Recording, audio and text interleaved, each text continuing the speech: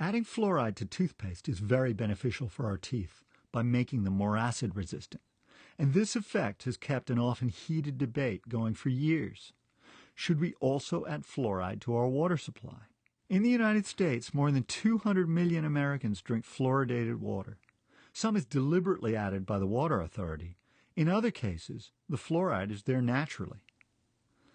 Public Health England monitors the effect of fluoride in water, and in a report from earlier this year, they address concerns about adverse effects.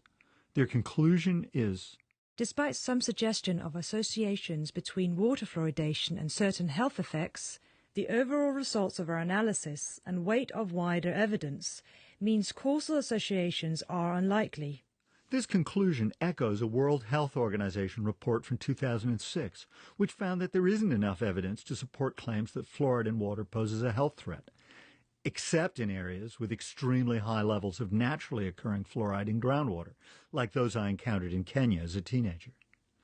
To put this in context, I spoke to Dr. Claire Stevens, a consultant and president of the British Society of Paediatric Dentistry.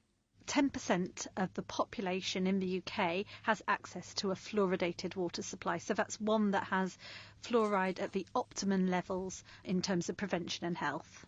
So there is a lot of evidence that says that water fluoridation is an effective and a safe public health measure.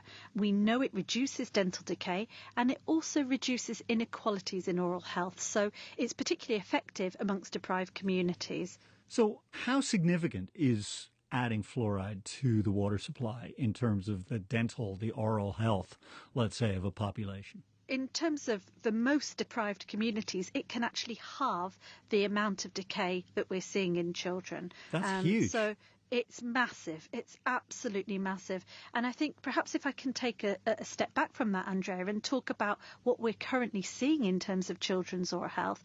I mean, poor children's oral health is the most common reason for a child to be admitted to hospital in this country.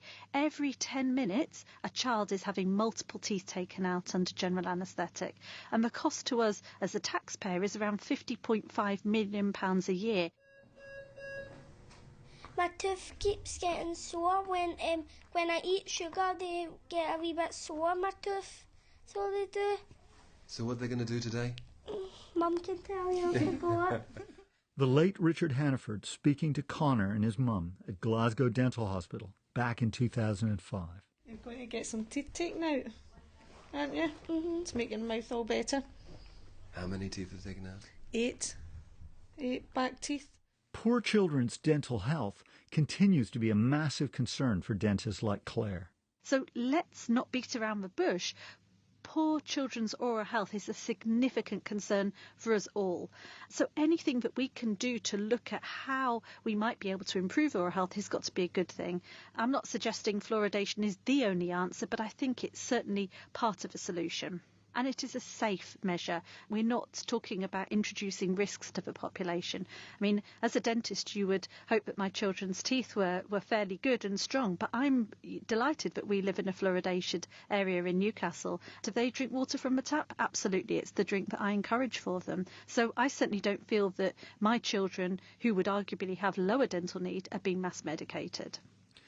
Could you give us some examples of the sorts of things that you've actually seen in your practice? I am a practicing NHS consultant, so the patients that come to me are often young and not able to manage treatment in the dental chair on the high street. So I have a surgery list every week, and it would not be uncommon for me to have to take out all 20 baby teeth in a child, say, as young as 2. The idea that you're taking out all the baby teeth of a child of 2 is just jaw-dropping. Yeah, absolutely. And it doesn't get any easier. You know, I've been qualified 18 years now, and I remember the first time I saw it and I burst out into tears. It was a horrible sight to have to watch, and frustrating because you knew that this was something that could have been prevented. And this, I think, drives me. It's one of the things that makes me want to make a difference and wants to see everything more joined up in terms of measures to improve oral health.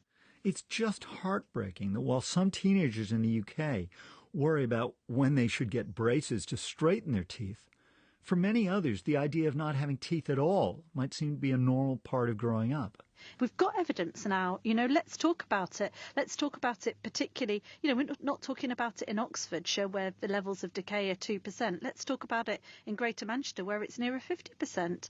It's fascinating the way it's changing, that people are starting to talk a lot more about evidence rather than their personal opinion or something they've read online. Let's match evidence for evidence. And if somebody can show me that there's evidence that it causes harmful effect, well, I'll read it, but it doesn't exist.